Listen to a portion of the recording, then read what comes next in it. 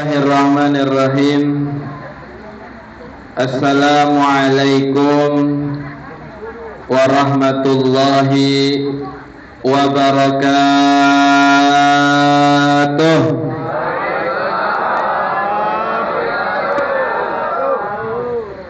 Makan payak sampai nyelip di gigi. Ibu-ibu yang gak jawab salam saya doain lakinya kawin lagi. Orang mau jawab salam abang-abang udah ada kuenya. Kumponia tuh.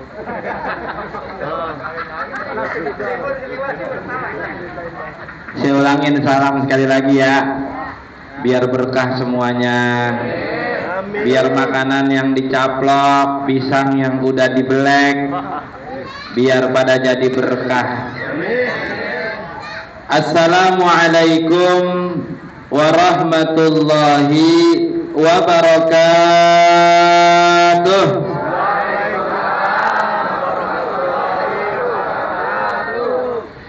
Bismillahirrahmanirrahim.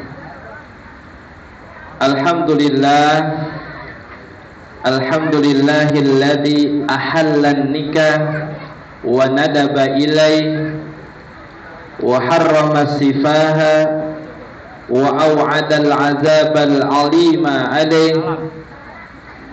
Wassalatu wassalamu ala sayyidina wa habibina wa syafi'ina wa maulana Muhammadin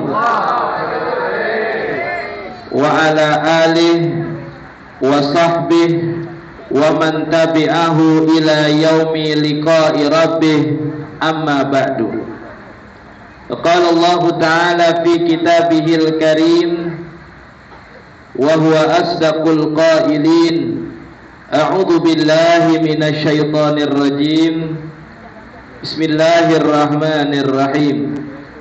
Wa min ayatihi an khalaqa lakum min anfusikum azwaja litaskunu ilaiha wa ja'ala bainakum mawaddatan wa rahmah, inna fi dzalika laayatil liqaumin yatafakkarun. Nah, yang ini belum ada depan saya nih. Hajar.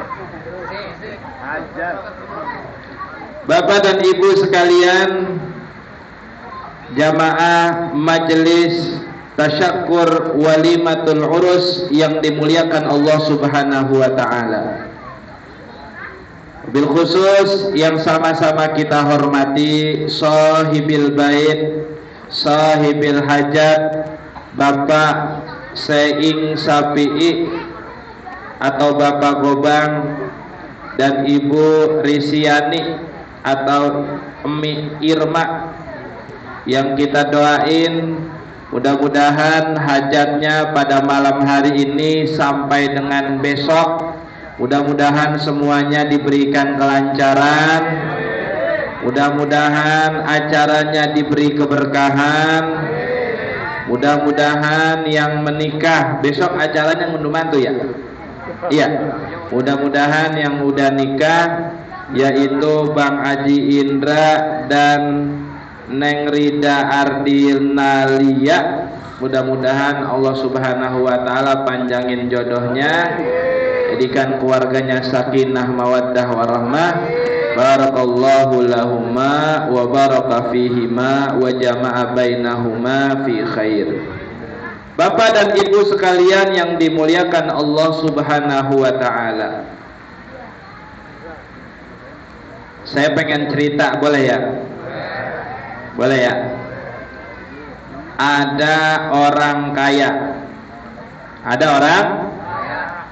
Tapi bukan orang Kalijambe, bukan. Orang Kampung Jati. Ada orang kaya, duitnya banyak, rumahnya banyak, kendaraannya banyak. Saya nggak mau ngomong bininya, paling udah ada yang nyangka ini. Bininya banyak katanya.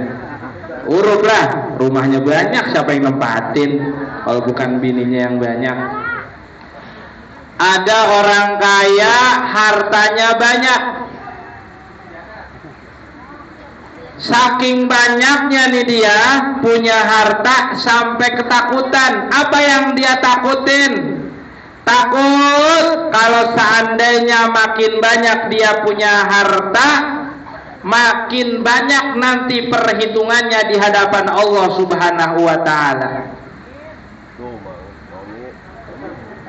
Maka kalau punya banyak harta, Pak, emang kelihatannya enak, tapi ntar tanggung jawabnya makin banyak. Apalagi bininya mau banyak. Satu bini tanggung jawabnya banyak, apalagi banyak bini. Jadi ada orang punya harta banyak ketakutan. Takut apa? Takut nanti kalau dia meninggal harta dia yang banyak, pertanyaannya juga banyak. Akhirnya karena dia ketakutan, dia nyari cara gimana caranya biar di alam kubur dia ada yang nemenin. Akhirnya dia tawarin sama anaknya, "Tong, Neng, ada nggak yang mau nemenin kalau bapak mati, nemenin dalam kuburan? Yang mau nemenin bapak kasih harta bapak setengahnya, di luar warisan. Ini mah buat elu setengahnya, gua bagi sekarang." Anaknya mikir, nemenin orang dalam kubur,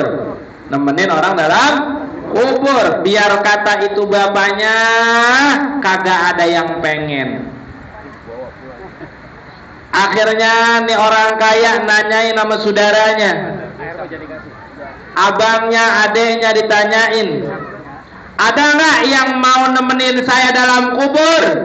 Kalau ada yang mau, ini harta saya setengahnya buat kamu. Dijawab sama abang sama adeknya, kagak ada yang mau. Akhirnya apa? Akhirnya dia bikin sayembara. Siapa orang yang mau nemenin dia di dalam kuburan selama 40 hari, maka nih orang akan mendapatkan setengah dari harta orang kaya ini. Akhirnya pas nanti datang kematian juga kepada dia, ternyata ada satu orang susah. Kalau tadi orang kayanya orang Kampung Jati, orang susahnya orang Kali Jambe.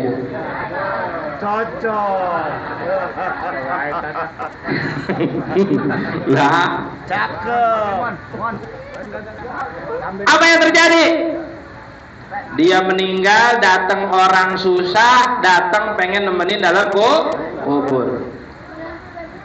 Akhirnya dikasih tahu kontraknya, bahwa kontraknya enggak sehari 2 hari dalam kubur, tetapi selama 40 hari.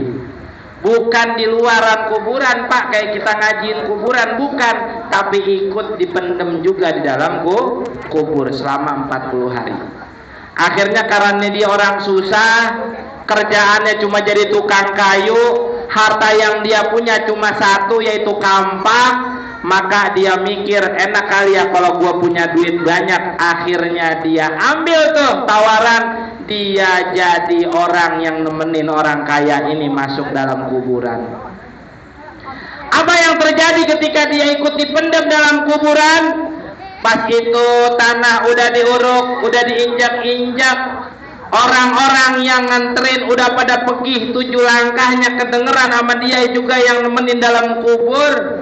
Udah pergi 7 langkah, datang tuh malaikat. Apa kata dia dalam hati? Ternyata bener ya, kalau langkahan 7 dari orang yang nganterin udah pergi, maka datang malaikat yang bakal nanyain orang yang udah mati dalam kubur. Akhirnya dia pikir, ini nih, kali nih orang kaya ini bakal ditanya-tanya sama malaikat. Ternyata itu malaikat bukan nanyain orang kaya, nanyain dia. Lu siapa? Kok tiba-tiba lu ada di sini? Bukan tempat lu di sini. Lu siapa? Akhirnya dia jawab, saya pengen jadi orang kaya, Pak. Kenapa lu pengen jadi orang kaya? Susah. Jadi orang susah itu susah. Akhirnya ditanya sama malaikat, itu yang kamu bawa ikut-ikutkan dalam kuburan apa? Ini harta saya atu-atunya kampak. Kenapa dibawa? Karena takut ini kampak emang harta atu-atunya yang paling berharga. Kalau kita tinggalin di luar ada yang ngambil. Akhirnya pertanyaan malaikat di hari pertama buat dia itu. Hari kedua datang lagi tuh malaikat nanyain, bukan sama si mayit nanyainnya, sama dia. Apa yang ditanya sama malaikat? Itu kampak lu pakai buat ngapain? Buat nebangin pohon. Pohonnya buat apa? Buat saya jual. Pertanyaan hari kedua itu. Besoknya hari ketiga malaikat datengin ke dia lagi, nanyain, itu pohon yang lu tebang pohon siapa? Pohon yang ada di hutan. Punya siapa? Kagak ada yang punya. Hari ketiga lewat tuh malaikat, datang lagi hari keempat masih nanyain juga, itu pohon yang lu tebang lu bawa kemana? Saya jual pak, kalau yang bagus-bagus saya jadiin kusen, kalau yang jelek-jelek saya jadiin kayu bakar. Hari keempat beres, hari kelima ditanyain, hari keenam dia lagi ditanyain, masih seputar kampak yang dia punya pak.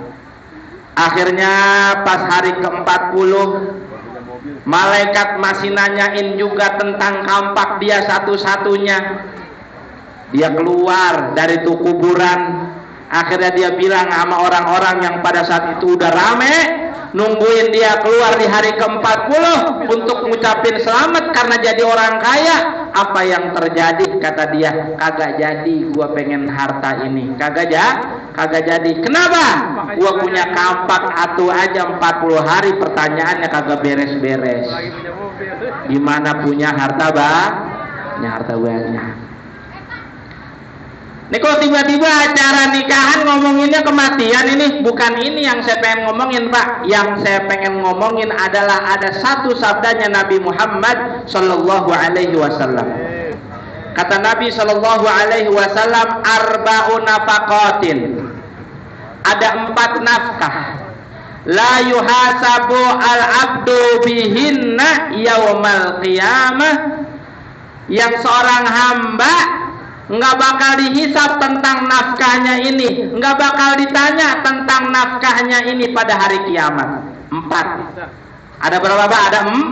Ada 4. Apa aja? Yang pertama, nafaqatuhu ala abawaihi, dia ngasih nafkah sama emak bapaknya, dia ngasih nafkah sama orang tuanya, dia ngasih nafkah sama engkong sama uaknya.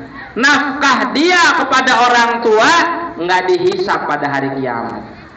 Jadi bapak kalau punya duit banyak ngasih sama orang tua agak kira-kira, maka itu agak bakal dihisap pak, agak bakal ditanya itu harta dari mana, nggak bakal ditanya. Yang kedua, nafaqatuhu fi iftarihi, harta yang gak bakal ditanya pada hari kiamat adalah nafaqatuhu fi iftarihi, orang gunain harta buat beli makanan buat buka puasa. Lagi bulan puasa banyak tukang dagang, kita belanja makanan yang banyak boleh, dan itu nggak dihisap berdasarkan hadis ini. Yang ketiga, nafaqatuhu fi sahurihi, dia punya duit, dia belanjain buat dia makan sahur, itu juga nggak dihisap berdasarkan hadis ini.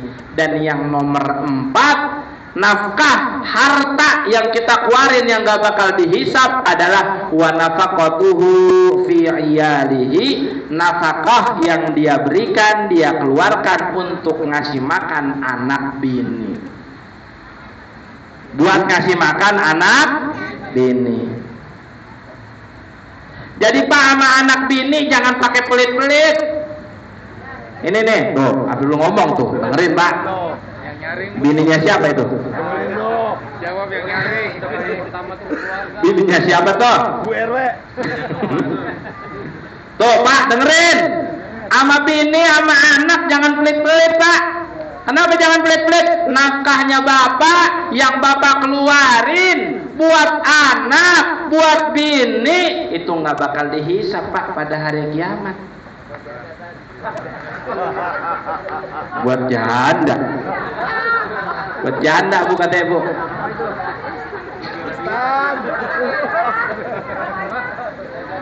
Maka ini pesan saya yang pertama buat Bang Haji Indra Sayoga. Bang Haji, mana orangnya? Kasih tahu. Kalau ada bininya kasih tahu. Apa? Jangan pelit-pelit kalau ngasih nafkah sama istri. Pengen bini cakep, ngasih duit bulanan, sebulan cuma gope. Ya, buru-buru buat beli bedak. Buset. Tuh, bapaknya bilang begitu, Bu. Jadi jangan pelit-pelit, Pak, ngasih nafkah sama anak sama bini. Duit bapak habis semuanya buat anak, buat bini, maka itu nggak dihisap tuh, Pak. Duit yang bapak dapetin itu bapak kasih ke anak bini nggak dihisap tuh duit. Apa nggak dihisap? Kagak ditanyain dalam kubur. Jadi nggak ada bakal pertanyaan tuh kayak si tukang kampak tuh.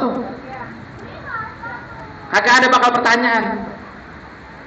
Apalagi kalau kita nyiapin harta untuk memberikan nafkah kepada anak kita dalam menuntut ilmu. Mohon maaf, kadang-kadang kita kalau anak beli baju cari tong yang bagusan. Kalau perlu bukan yang bagusan doang, yang rada gedean. Biar awet, biar kalau perlu sampai 10 tahun kagak usah beli-beli lagi. Bilang buat beli baju, orang pelit. Bilang buat beli apa? Buat beli sendal, orang pelit. Sampai kadang ada orang tua PA, anaknya mau apa? Mau pacaran dimodalin. Itu orang tua PA itu. Tapi gilirannya anak mau ngaji, gurunya nitipin pesan sama nih anak, Bang, jangan lupa lu bulan ini belum bayaran ngaji. Apa kata tuh orang tua? Guru lu mau naik haji kali, Tong, ya? Baru telat sehari dia udah tanyain. Padahal itu nafkah yang kita berikan untuk anak menuntut ilmu akan jadi sababiah kita akan mendapatkan nikmat dalam kubur. Pernah mungkin saya ceritain ada orang dalam kubur, kuburannya berubah jadi taman surga. Ketika ditanyain apa sebab di kuburan jadi berubah jadi taman surga, orang tua itu jawab, katanya, nih anak adalah orang yang punya adik nuntut ilmu, semua urusan nuntut ilmu adiknya dia yang nyiapin semuanya. Kuburannya itu bocah, kuburan itu orang, jadi taman surga. Tuh, Pak, jangan pelit. Jangan pelit. Ini sekali-kalinya bawa makanan kalau tahlil hari ke-7. Kalau bukan tahlil hari ke-7, apalagi habis gajian, boro-boro itu pulang bawa tentengan. Pas itu, pas. Plastik doang. Kalau pulang habis acara gini, hidup banget nih. Kue depan masih ada nih. Itu doang tenteng udah. Seadanya tenteng yang dibawa ke rumah, itu doang. Ya ilahi. Tambahan lagi. Kata Nabi SAW dalam hadis yang lain, dinarun tunfikuhu fi sabilillah wa dinarun tutihi fi raqabatin wa dinarun tutihi fi masakin wa dinarun tunfikuhu ala ahlika wa a'dhamuhu ajran ad-dinarul ladzi tunfikuhu ala ahlik, atau kama qala Nabi sallallahu alaihi wasallam.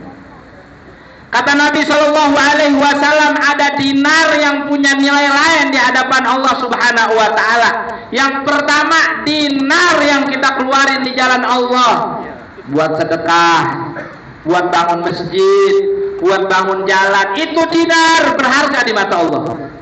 Yang kedua, dinar yang kita pakai buat apa? Buat ngasih makan orang miskin. Ada orang datang ke rumah kita, assalamualaikum, Assalamualaikumnya nggak begitu. Assalamualaikum. Assalamualaikum udah begitu ketahuan tuh apa? Tukang minta-minta. Itu kita kasih duit buat orang miskin, buat orang susah, itu dinar kita, duit kita berharga di mata Allah. Yang ketiga, dinar yang kita keluarkan buat apa? Buat bebasin orang yang jadi sandera, buat bebasin orang yang jadi budak. Yang keempat, dinar yang berharga di mata Allah adalah dinar yang kita infakkan untuk nafkah keluarga kita. Bukan sampai di situ yang ingin saya sampaikan. Lanjutan dari sabda Nabi Sallallahu Alaihi Wasallam, wa a'dhamuhu ajran, dan dinar yang paling gede pahalanya di sisi Allah Subhanahu Wa Taala ad-dinarul ladzi tunfikuhu ala ahlik, yaitu dinar yang kau infakkan untuk keluargamu. Ada orang minta-minta, kita kasih duit, sama kita ngasih duit jajan buat anak, pahalanya gedean buat jajan anak. Ada janda telantar,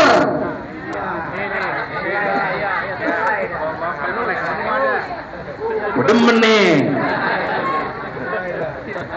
Janda telantar, alasan kita sama bini mau nyantunin anak yatim, padahal nyantunin emaknya. Niatnya buat armalah, buat janda. Ada pahalanya gitu Bu, ada pahalanya itu Bu. Tapi kita ngasih makan bini, ngajak bini jalan-jalan ke Gading. Jawan dikit kita jamrut. Atau jawannya dikit. Coba jawannya banyak. Bandung ya nggak? Jawannya dikit ya, dari Gading urusan dikit jamrut. Pahalanya berdasarkan hadis ini yang paling gede adalah yang kita keluarkan untuk ngasih nafkah keluarga kita. Lagi-lagi Pak, jangan pelit kalau buat urusan keluarga. Tapi jangan juga Pak, kita abang-abang, gua mah nggak mau pelit dah sama bini sama anak. Akhirnya seada-adanya duit dapat dari gaji, istri yang berkelola. Kata Al-Habib Abdullah bin Alwi Al-Haddad dalam kitab An-Nasaihud Diniyah, laki-laki yang nyerahin urusannya sama bini, maka dia sama aja orang yang pengen didorongin sama bininya masuk neraka. Na'udzubillah min. Jadi kagak bagus Pak, nyerahin semua muanya sama bini yang ngurusin, kagak bagus Pak, kagak bagus Bu. Ada ibu-ibu bilang, laki saya pelit banget Ustaz, pelit banget. Makanya kalau laki saya lagi nyariin duit, tiba-tiba saya yang nuin, kagak saya kasih tahu. Bapak dan Ibu sekalian yang dimuliakan Allah Subhanahu wa Ta'ala, jadi kalau kita punya duit, punya harta, kita gunain, kita jadikan itu buat nafkah kepada keluarga kita, pahalanya Masya Allah, dan itu adalah harta yang tidak akan dihisab oleh Allah Subhanahu wa Ta'ala.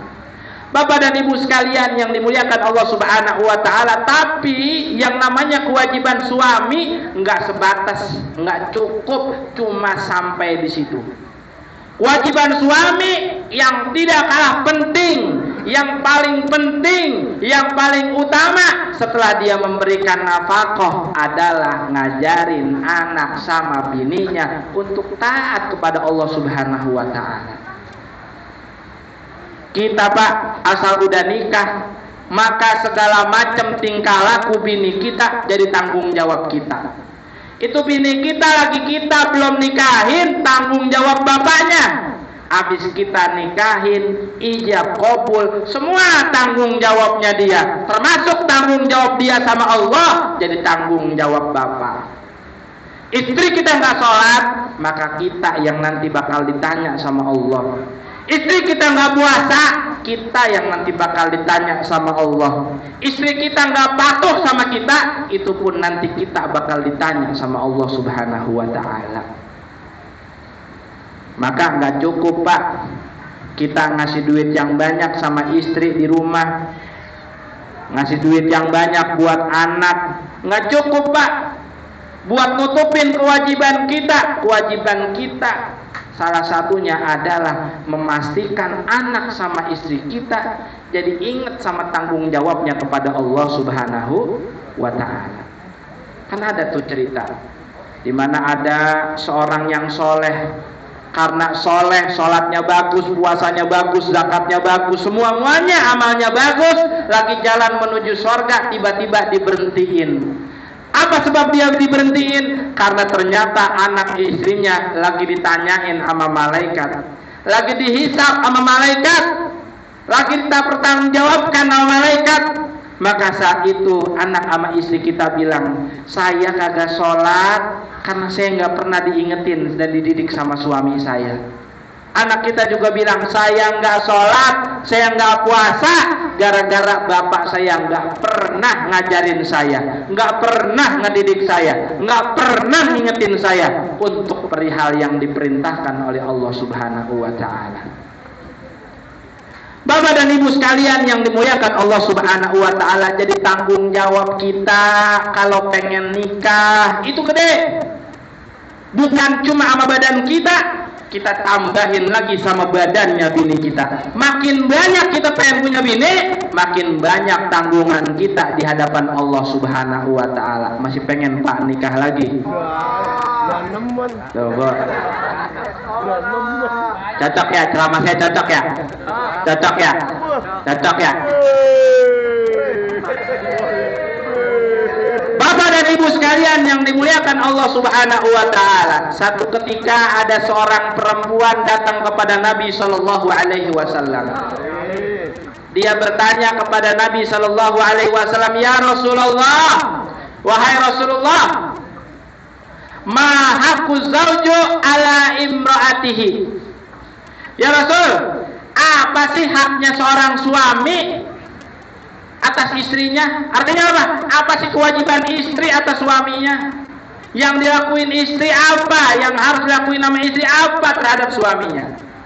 Nabi Shallallahu alaihi wasallam menjawab. Kata Nabi Shallallahu alaihi wasallam, "Alla tamna'a nafsaha walau kanat ala zohri kotabin." Dengerin ibu nih. Ini ibu nih. Ini ibu nih. Ini ibu. Ini bapak. Kata Nabi Shallallahu alaihi wasallam, nomor satu daripada kewajiban istri adalah alla tamna'a nafsaha. Nggak boleh si istri itu menolak dirinya atas ajakan suaminya, walau kanat ala zohri kotabin, meskipun ibu lagi dalam keadaan capek yang banget-bangetan. Oh, dengerin.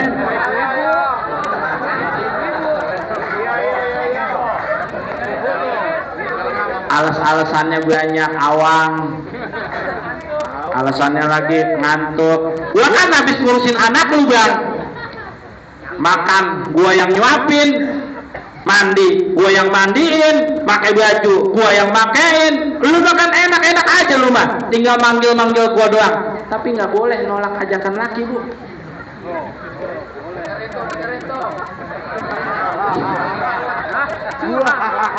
Kata Nabi Shallallahu alaihi wasallam, kata Nabi Shallallahu alaihi wasallam, kata Nabi Shallallahu alaihi wasallam,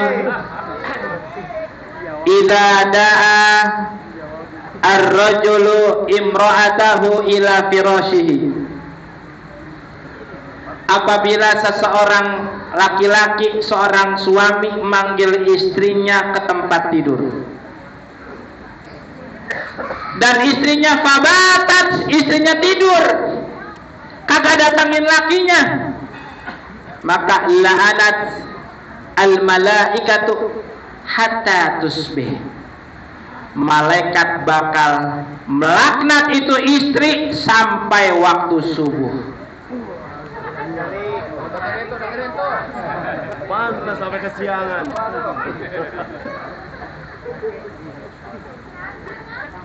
Nah. Taunya. Waduh. Iya. Bo, ibu nanan kayak gitu alasan yang paling pantas buat bapaknya nyari janda, Bu.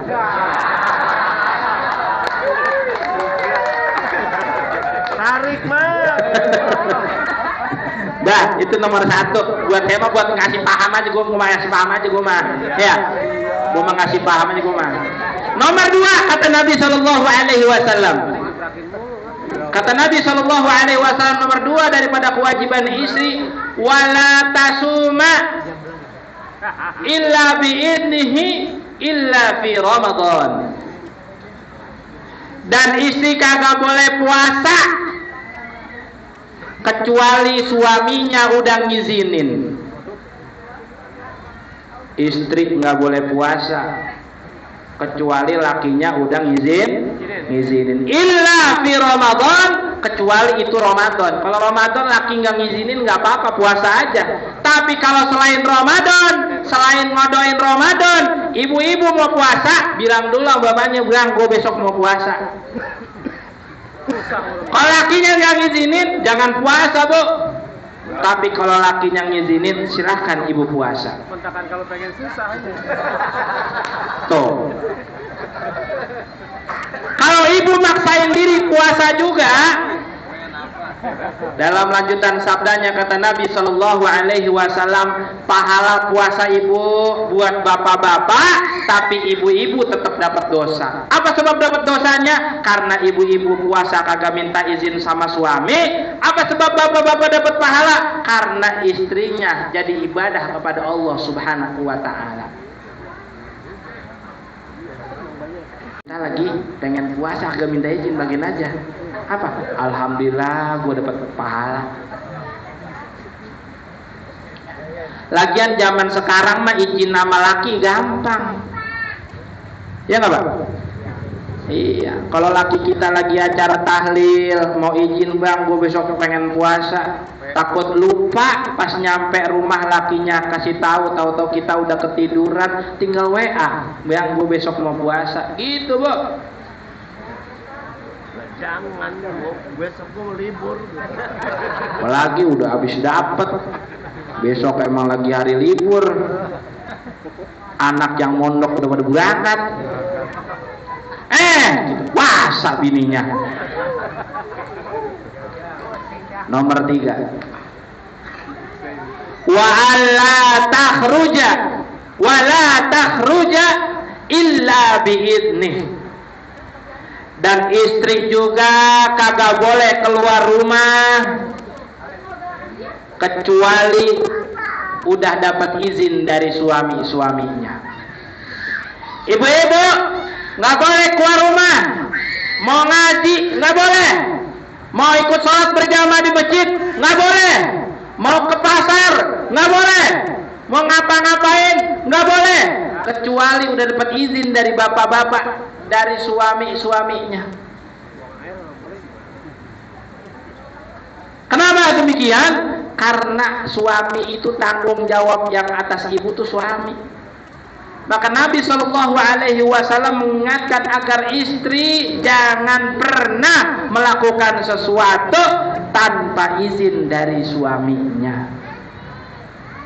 Kalau dia maksain diri keluar juga dari rumahnya, maka kata Nabi Shallallahu Alaihi Wasallam, la'anatha al malaikatul rahmah wa malaikatul adab hatta tarji'. Kata Nabi SAW, kalau istri tetap maksain diri untuk keluar dari rumah belum izin sama laki, maka dia akan dilaknat sama malaikat rahmat, malaikat adab. Na'udzubillah min dzalik. Malaikat rahmat nih. Pernah kita dengar ada sebuah kisah di mana seorang suami pengen berangkat berdagang, pengen berangkat bekerja. Tiba-tiba dia pesan sama istrinya, "Neng, kalau gua belum pulang lu jangan keluar rumah. Kalau gua belum pulang lu jangan keluar rumah. Lu jagain di rumah." Kemudian lakinya berangkat, dikabarin tuh perempuan, "Abang, Pak, bapak lu lagi sakit, nyebut-nyebut nama lu baik, Tengokin gih.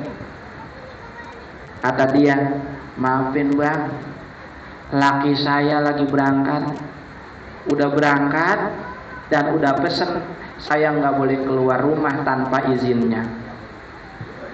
Akhirnya dia nggak keluar dari rumahnya, nggak nengokin bapaknya. Kemudian orang itu pulang balik lagi. Pak, ono bapak lu udah sekarat, bentar lagi meninggal. Manggilin nama lu, tengokin kita. Maafin bang, laki saya belum pulang. Saya belum dapat izin keluar dari rumah. Orang itu pulang, balik lagi ngasih tahu, Pok, bapak lu udah meninggal. Longokin Ki untuk terakhir kalinya. Dia jawab, maafin bang, laki saya belum pulang, saya nggak boleh keluar kalau seandainya belum dapat izin suami saya. Akhirnya sampai itu bapak dimasukin ke dalam kubur. Ini si wanita nggak nengokin sama sekali kepada orang tuanya yang tadi sakit, meninggal sampai masuk ke dalam kubur.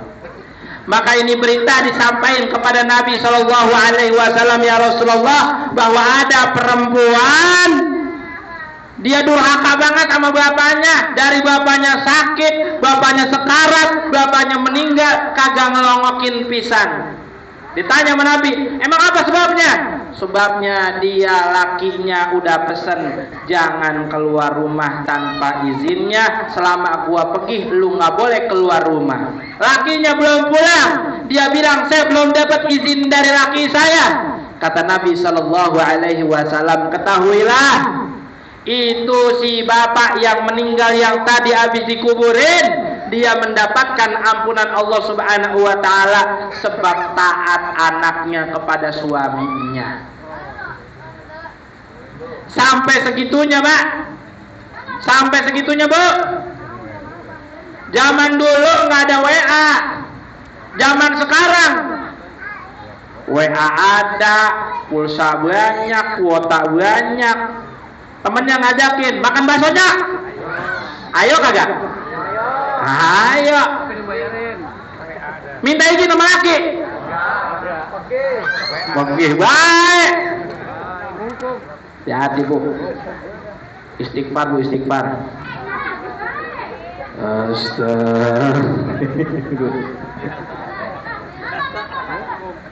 Mengapa kita sampaikan demikian? Karena memang ini ada aturan dalam agama. Sampai Nabi Shallallahu Alaihi Wasallam saat itu sahabat pengen sujud kepada Nabi Shallallahu Alaihi Wasallam. Karena apa? Karena saking ingin memuliakan Nabi Shallallahu Alaihi Wasallam, sahabat pengen sujud sama Nabi Shallallahu Alaihi Wasallam. Nggak boleh. La tasjudu ilayya, kama qala Nabi, jangan sujud kepadaku. Nggak boleh seorang hamba sujud sama sesama manusia. Kalau seandainya dibolehkan seorang makhluk, seorang manusia, seorang hamba sujud kepada sesama hamba, la amartul mar'ata, kata Nabi SAW, aku akan perintahkan istri antas juda li zaujiha, untuk sujud kepada suami.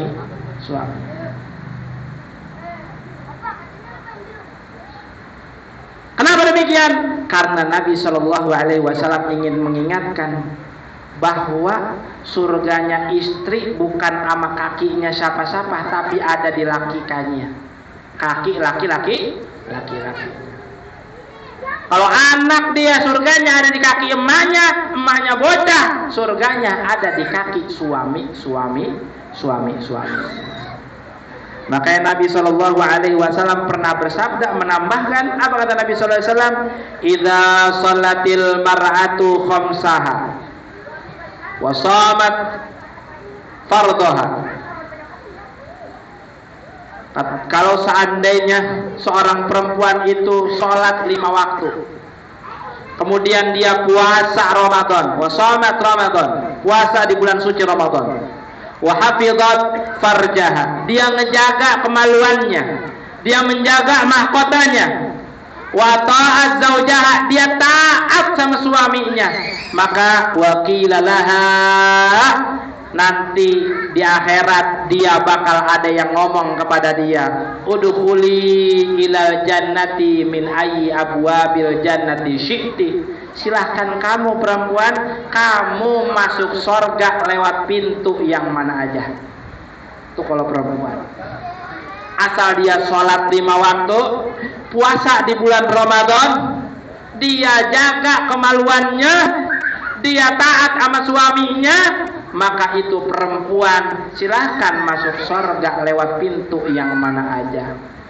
Ibu besok masuk bulan Muharram, hari Minggu kita udah masuk bulan Muharram, ada kesunahan puasa pada 10 hari pertama bulan Muharram. Atau kalau kayak kesempatan puasa pada tanggal 9 dan 10 bulan Muharram, Tasu'a dan Asyura. Itu pahalanya luar biasa. Ibu nggak puasa pada hari itu, tapi ibu melaksanakan 4 hal: sholat 5 waktu, puasa Ramadan, jaga kemaluan kehormatan, dan taat sama suami. Ibu bisa masuk pintu surga lewat mana aja. Apa tuh manggut-manggut? Tapi biarpun demikian, Imam Haddad menyampaikan nasihat yang luar biasa. Kata beliau, hendaknya suami tidak hanya mengajar dan mendidik istri, tetapi juga suami harus punya kesabaran yang penuh untuk menghadapi seorang istri. Makanya orang akan hidup rumah tangga yang saling bahagia kalau suami bisa ngingetin istri, istri pun bisa menjaga suami. Suami bisa menjaga istri, istri bisa ngingetin suami. Dua-duanya saling menjaga. Mengapa demikian? Karena konsepsi dalam Al-Quran kalau seorang itu menjadi pasangan suami istri adalah hunna libasul lakum wa antum libasul lahun. Perempuan adalah pakaian buat suaminya dan suami adalah pakaian buat istrinya. Satu sama lain saling menjadi pakaian. Apa fungsinya pakaian? Pakaian adalah untuk menutupi. Suami menutupi kekurangan istri, istri menutupi kekurangan suami. Pakaian fungsinya melindungi, suami melindungi istri, istri melindungi suami. Pakaian punya fungsi untuk menghias seseorang. Orang tadinya jelek, tapi kalau pakai pakaiannya rapi jadi cakep. Ibu-ibu kalau kagak pakai pakaian, kagak dandan jelek. Kalau dandan udah pakai pakaian yang cakep jadi cakep. Maka fungsi pakaian ini harus juga terterap kepada pasangan suami istri, saling memperindah. Nabi SAW ngajarin istri kalaupun ada kesalahan, Pak, jangan kita langsung mencak-mencak ngomelin. Dulu Nabi SAW hujan nih, alhamdulillah. Dulu Nabi SAW pernah dibikinin kopi apa teh sama bininya, lalu ternyata yang dimasukin bukan gula tapi garam. Itu Nabi SAW tidak langsung marah-marah sama istrinya, tapi yang dilakukan sama Nabi SAW, istriku, coba ini nih teh, aku pengen kita saling minum satu sama lain. Aku udah minum, silahkan kamu minum. Pas udah diminum, ternyata itu teh rasanya asin. Yang tadinya kalau orang sono mah bukan orang sini, marah-marah, tapi Nabi SAW nyontohin demikian. Yang akhirnya minta maaf tanpa marah-marah adalah istrinya. Apa sebabnya? Karena Nabi SAW mengingatkan dengan cara yang baik, tidak dengan marah-marah. Maka mudah-mudahan kita yang kumpul di sini semuanya, Allah Subhanahu wa taala karuniakan keluarganya menjadi keluarga yang sakinah, mawaddah warahmah. Mudah-mudahan kita yang hadir di sini semuanya punya istri yang solehah, punya suami yang soleh, punya anak-anak yang soleh dan solehah. Mudah-mudahan kita yang hadir di sini semuanya, yang sudah menikah Allah jaga keluarganya, yang belum ketemu jodohnya mudah-mudahan Allah Subhanahu wa taala mudahkan ketemu jodohnya. Mudah-mudahan terkhusus kita doakan kepada mempelai yang saat ini sedang berbahagia, yaitu Bang Aji dan Empok Rida. Mudah-mudahan Allah Subhanahu wa taala jadikan keluarganya sakinah mawaddah warahmah, penuh dengan keberkahan dari Allah Subhanahu wa taala. Dan mudah-mudahan kita punya anak semuanya Allah Subhanahu wa taala jaga anak-anak kita, Allah jadikan anak-anak yang soleh, Allah jadikan anak-anak kita menjadi penyejuk hati kita, bukan hanya di dunia tapi sampai dengan akhirat, dan hajat kita semuanya mudah-mudahan dikabul oleh Allah Subhanahu wa taala. Al-Fatihah. A'udzu billahi minasyaitonir rajim. Bismillahirrahmanirrahim. Alhamdulillahirabbil alamin arrahmanir rahim maliki yaumiddin. Iyyaka na'budu wa iyyaka nasta'in. Ihdinas siratal mustaqim. Siratal ladzina an'amta 'alaihim ghairil maghdubi 'alaihim waladdallin. Amin.